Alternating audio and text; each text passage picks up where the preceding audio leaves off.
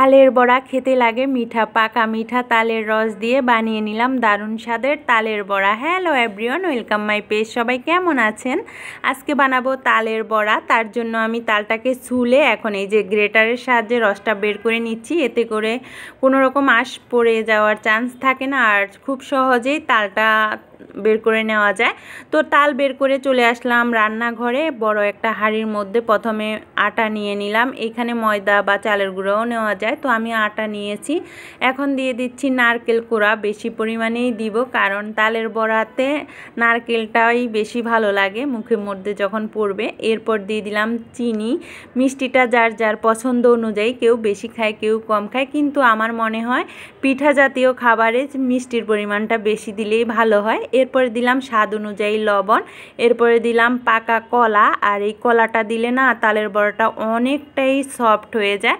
কলাটা একটু চটকে নিলাম। এরপরে দিয়ে দিলাম পাকা তালের রস, আর এই রসটুকু সবটুকু লেগে যাবে, তার জন্য সবটুকু আমি দিয়ে দিচ্ছি। আর এখন সবগুলো উপকরণ আমি ভালো করে মিক্সড করে নিব, অনেকটা সময় ধরে আস্তে আস্তে করে মেখে নিব, যেন কোনো রকমের দানা না থাকে। তো এই যে সময় নিয়ে আমার মাখানো হয়ে গেছে। মেখে নেওয়ার পর পিঠার এই ডোটা আমি 1 ঘন্টার জন্য রেস্টে রেখে দিব, যেন এই ডোটা ভালোভাবে সেট হয়। মানে চিনির যে দানা দানাটা থাকে ওই দানাটা আর থাকবে না, ওটা গলে যাবে, আর এই ডোটাও অনেকটা ফুলে উঠবে। তো এই যে 1 ঘন্টা পর ফেরত আসলাম, দেখেন ডোটা কিন্তু ফুলে উঠেছে কিছুটা পরিমাণে। পিঠা তৈরি করার জন্য প্রথমে চুলাতে কড়াইটাকে গরম করে নিয়েছি। এরপরে এই যে পরিমাণ মতো তেল দিয়ে নিয়েছি। তেলটা কিন্তু একদম বেশি আমি গরম করি নাই।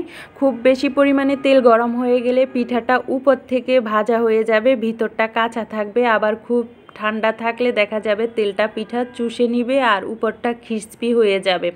এর জন্য আমি মাঝামাঝি একটা তেল গরম করে নিয়েছি, খুব বেশি গরমও না আবার খুব একটা ঠান্ডাও না। এরপর আমি এই যে পিঠাগুলোকে ছোট ছোট একটা শেপ দিয়ে দিলাম তেলের উপরে। তো এখন একটু উল্টে পাল্টে দিচ্ছি। আর এই পিঠাটা যখন ভাজতেছিলাম, তালের যে কি সুন্দর একটা ঘ্রাণ, মানে পুরো বাসাটা মো মো করতেছে। তো এরপরে উল্টে পাল্টে দেওয়ার পর এখন আমি ঘুরিয়ে ঘুরিয়ে পিঠাগুলোকে ভেজে নিচ্ছি, যেন চারিপাশটা ভাজা হয়। তো এই যে সুন্দর একটা কালার চলে আসছে পিঠার, এখন এই তেল থেকে তুলে নিব। আর এই পিঠাটা খেতেও খুব ভালো লাগে। সবচেয়ে ভালো লাগে এই পিঠাটা বাসি হইলে, যেমন রাতে ভেজে রাখলে সকালে খেতে বেশি ভালো লাগে, আবার গরম অবস্থায়ও খেতে ভালো লাগে, যে যেভাবে পছন্দ করে আর কি। প্রথমবারের পিঠাগুলো তো ভালোভাবেই হয়ে গেছে, এখন দ্বিতীয়বার আবার দিচ্ছি প্রথমবারের মতো করেই, সেই গোল গোল করে শেপ দিয়ে পিঠাগুলো তেলের মধ্যে ছেড়ে দিচ্ছি। এরপরে মানে প্রায় 6-7 মিনিটের মধ্যেই পিঠাগুলো রেডি হয়ে যাবে।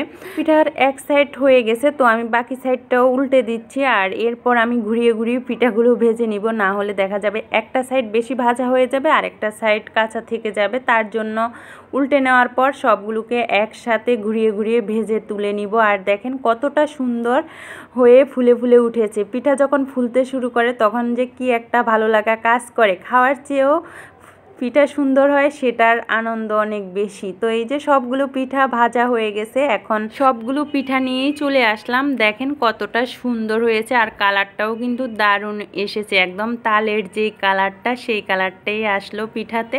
তো এই যে কতটা সফট আর কতটা ফুলকো ফুলকো হয়েছে পিঠাগুলো। কেমন লাগলো আজকে আমার এই রেসিপি অবশ্যই জানাতে ভুলবেন না। ভালো লাগলে লাইক কমেন্ট শেয়ার করার অনুরোধ রইল। পাকা তালের রস দিয়ে কিন্তু আরও নানান ধরনের পিঠা তৈরি করা যায়। তো আজকের মতো ভিডিওটা এই পর্যন্তই। সবাই ভালো থাকবেন।